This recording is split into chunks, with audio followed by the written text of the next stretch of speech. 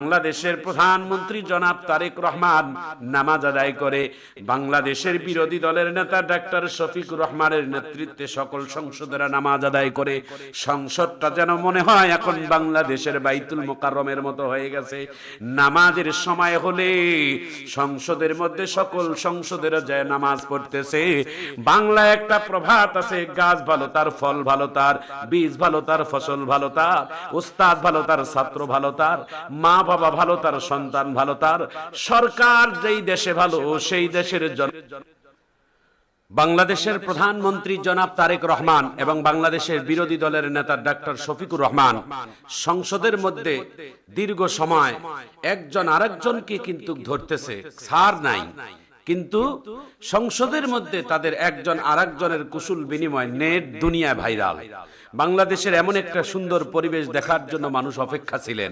দীর্ঘদিন শুধু শুলে পৌঁছা আর প্রতিহিংসা, বিরোধী দল মানে জেলে ঢুকাও, বিরোধী দল মানে জেলখানায় ঢুকাও, বিরোধী দল মানে আয়নাঘরে ঢুকাও, বিরোধী দল কোনো প্রতিবাদ করতে পারবে না, এরকম একটা পরিবেশ ছিল এবং ভয়াবহ পরিস্থিতি ছিল বাংলাদেশের ভিতরে।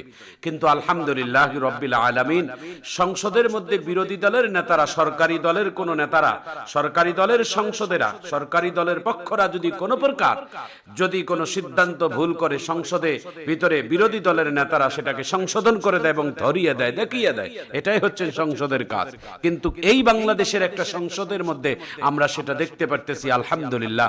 বাংলাদেশের প্রধানমন্ত্রী এবং বাংলাদেশের বিরোধী দলের নেতা দুইজনে অমায়িক একজন ভদ্র মানুষ। তাদের দুইজনের চেহারার মধ্যে কেমন যেন আল্লাহর রহমতের নেয়ামতের একটু মায়া আছে। একজনের বক্তব্যে আরেকজন হাততালি দেয়, মারহাবা। একজনের বক্তব্যে আরেকজনে হাসে। সেদিন দেখলাম ডক্টর শফিকুর রহমান একজন বক্তব্য দিচ্ছেন আর জনাব তারেক রহমান হাততালি দিচ্ছেন আর মুস্কি হাসতেছেন। সংসদের মধ্যে কথা হবে, যুদ্ধ হবে কথার মধ্যে। তাই বলে আমাদের প্রতিহিংসা বাহিরে ছড়াবে এমনটা নয়। ওটা কাজেই তো হচ্ছেন দেশ নিয়ে সিদ্ধান্ত, দেশের মানুষের জন্য আপনারা কাজ করবেন। ওই সংসদের মধ্যে যাওয়াটাই হচ্ছে জনগণের কিছু চাওয়া, জনগণের কিছু কথা, জনগণের কিছু পাওয়া, জনগণের কিছু বিষয় নিয়ে সেখানে উপস্থাপন করা। সেখানে পারিবারিক কোনো কথা, বাপদাদাদের কথা, ওখানে নিজস্ব কোনো ইতিহাসের কথা ওখানে কোন বলার কথা নয়। ওখানে চলবে দেশের মানুষের কথা, দেশের মানুষের কোন জিনিসের সংকট সেটা বিষয় নিয়ে কথা হবে সংসদের মধ্যে।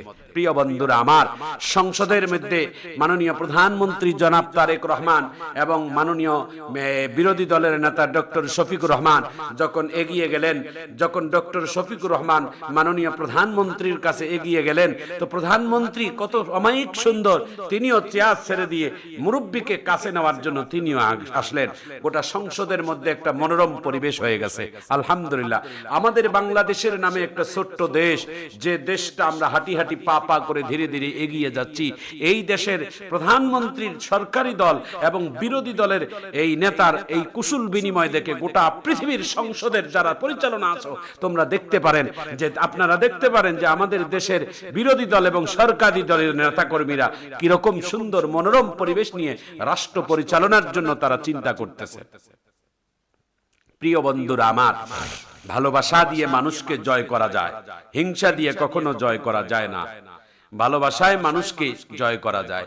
বাংলায় একটা প্রবাদ আছে, বিভিন্ন জায়গায় লেখা আছে, রেগে গেলেন তো হেরেই গেলেন, ভালোবাসা দিয়েই তো মানুষকে বিজয় করতে হবে। আমাদের প্রিয় নবী মুহাম্মদ সাল্লাল্লাহু আলাইহি ওয়াসাল্লাম, অনেক ইহুদি নাসারারা, অনেক অমুসলিমেরা আমার নবীরে আঘাত করার জন্য আসছেন। আল্লাহ রাসূল তার চাকে মহব্বত করে দোয়া করে দিয়েছেন। বিশ্বনবী মুহাম্মদুর রাসূলুল্লাহ সাল্লাল্লাহু আলাইহি ওয়াসাল্লামের জীবনের একটা ছোট্ট ঘটনা আপনাদের কাছে শোনাই। আল্লাহর নবী এক সময় ছিলেন একজন শ্রমিক, কারণ আল্লাহর নবী পরিশ্রম করে খানা খাইতেন। আল্লাহ রাসূল বলেন, আল কাসিবু হাবিবুল্লাহ, যারা শ্রমিক তারা রাসূলের বন্ধু। হালাল রুজির ইনকাম হচ্ছেন শ্রমিকদের মধ্যে। আল্লাহর নবী একজন শ্রমিক হিসেবে কাজ করতেন। একজন ইহুদি তাকে শ্রমিক হিসেবে তিনি নিয়েছেন। আল্লাহর নবী বালতির মধ্যে পানি ইদ্রা থেকে উঠাইয়া খেজুর পাইতেন, মাত্র করে 3টা করে খেজুর পাইতেন। ইহুদি বেচারা ষড়যন্ত্র করে আল্লাহর নবীকে যে বালতিটা দিয়েছেন ওই বালতির রশিটা একটু দুর্বল দিয়েছেন। কয়েক বালতি পানি উঠানোর পরে বিশ্ব নবীর হাত থেকে রশিটা ছিঁড়ে বালতিটা চুয়ার মধ্যে ইন্দ্রার মধ্যে পড়ে গেছে। আল্লাহর নবী যখন বালতিটা ইন্দ্রায় পড়ে গেছে, কুয়ায় পড়ে গেছে, আল্লাহর পয়গম্বর মুহাম্মদ সাল্লাল্লাহু আলাইহি ওয়াসাল্লাম যখন কুয়ার মধ্যে বালতি পড়ে গেছে, রশি উপরে আসতেছে, ইহুদি দৌড় দিয়ে আল্লাহর নবীর এসে কলার চেপে ধরেছে, না বুঝে একটা সাধারণ বালতির কারণে আল্লাহর নবীর পবিত্র দেহ মোবারকের মধ্যে তার হাত বসাইয়া দিয়েছে। আল্লাহর নবী তো প্রতিশোধ নিতে পারতেন, কিন্তু না, আল্লাহর নবী প্রতিশোধ না নিয়ে আল্লাহর নবী আল্লাহর কাছে তার জন্য হেদায়েতের জন্য দোয়া করেছেন, আল্লাহ যেই লোকটি আমাকে না বুঝে আমার শরীরে আঘাত করলো, জীবনও কোনোদিন আল্লাহর নবীর শরীরে কোনোদিন মশা মাছি বসে নাই, জীবনে একটা মশা বসে নাই, মাছি বসে নাই, কারণ মশা মাছিও চেনে যে বিশ্ব নবী রহমাতুল লিল আলামিন, ইনি হচ্ছেন মানবতার নবী। বনের হিংস্র প্রাণীরা চেনে, বাঘ ভাল্লুক চেনে। আমার নবী যখন শৈশবকালে খাদিজা রাদিয়াল্লাহু তাআলা আনহার যখন বাড়িতে কাজ করতেন, শৈশবকালে আল্লাহর নবী রাখালের কাজ করতেন, মরুভূমিতে গিয়ে আল্লাহর নবী দুম্বার পাল, উটের পাল, ভেড়ার পাল ছেড়ে দিয়ে বিশ্ব নবী যখন ক্লান্ত হয়ে শুয়ে পড়তেন, বনের হিংস্র প্রাণী বিষধর সাপ এসে আল্লাহর নবীর শরীরের মধ্যে ছায়া দিয়েছেন ফনা তুলে। আল্লাহর নবী আকাশের মেঘ এসে আল্লাহর নবীকে ছায়া দিয়ে ঘুমাইছেন। বিশ্ব নবীকে সমস্ত মাখলুক চেনে যে ইনি হচ্ছেন নবী মুহাম্মদুর রাসূলুল্লাহ সাল্লাল্লাহু আলাইহি ওয়াসাল্লাম। ওহুদের ময়দানে বিশ্ব নবীকে ওহুদের ময়দানে কাফেরেরা যখন মাথায় আঘাত করেছে, আল্লাহর নবীকে কয়েকজন সাহাবী মিলে একটা পাহাড়ের পাথরের মধ্যে বসাই রাখছে। আল্লাহর নবী ওখানে শুয়াই রাখছে। ওই কিছুক্ষণ পরে আল্লাহর নবী বর্ণনা করেন, ওই পাথরটাও আল্লাহর নবীর জন্য তুলার মতো নরম বিছনা হয়ে গেছে। পাথরও চেনে যে এটা হচ্ছেন সেই নবী, যেই নবী এই দুনিয়ার জমিনে সকল নবীদের নবী, তিনি হচ্ছেন রহমাতুল লিল আলামিন নবী। প্রিয় বন্ধুরা আমার, এই পৃথিবীতে সমস্ত মাখলুক আমার নবীরে ভালোভাবে চেনে, আমার নবীরে ভালো চেনে, আমার নবীরে মহাব্বত করে। আল্লাহর নবীর একটা উট ছিল, পালিত উট, নাম ছিল আল আজবাদ। সাহাবায়ে কেরাম প্রস্তাব দিলেন, নবী গো, সমস্ত সাহাবায়ে কেরামের উটগুলো দামি দামি, চেহারা সুন্দর, আপনার উট কেন তো দুর্বল হবে?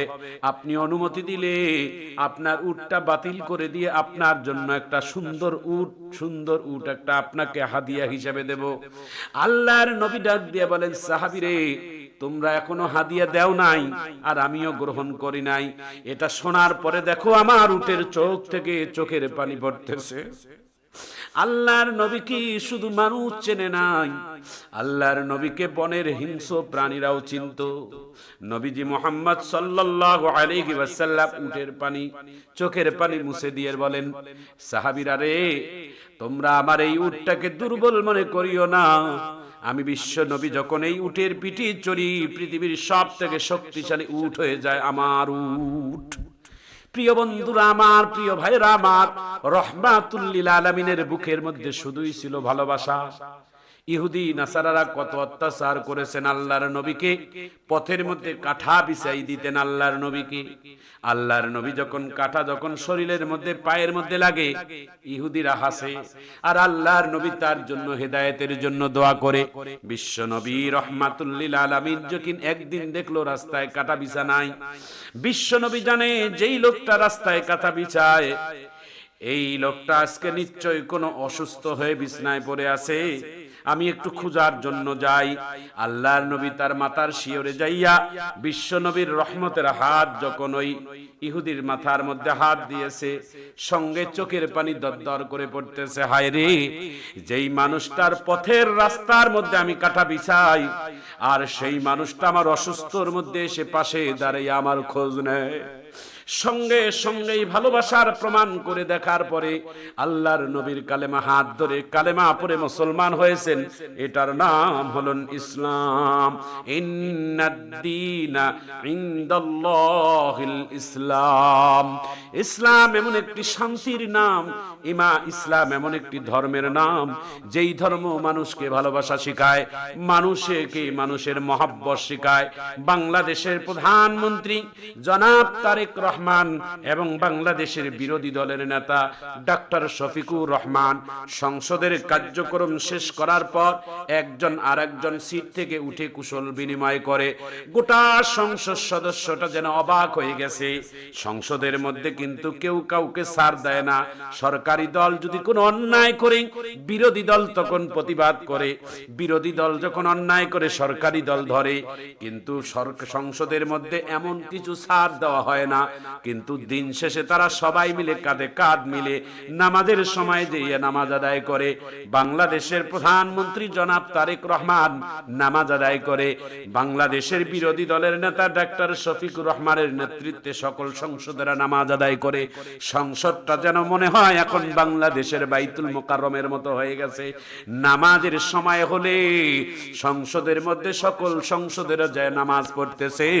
বাংলায় একটা প্রভাত আছে, গাছ ভালো তার ফল ভালো, তার বীজ ভালো তার ফসল ভালো, তার উস্তাদ ভালো তার ছাত্র ভালো, তার মা বাবা ভালো তার সন্তান ভালো, তার সরকার যেই দেশে ভালো সেই দেশের জনগণ ভালো।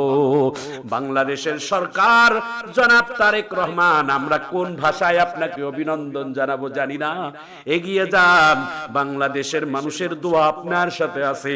আপনারা মিলেমিশে দেশের জন্য কাজ করেন, আর আমরা দেশের জনগণ আপনাদের জন্য প্রাণ ভরে দোয়া করি। আল্লাহ আমার দেশটাকে মদিনার মতো দেশ বানাইয়া দেন। আমাদের রাষ্ট্র শাসকদের উমরের চরিত্রবান হওয়ার তৌফিক দান করে।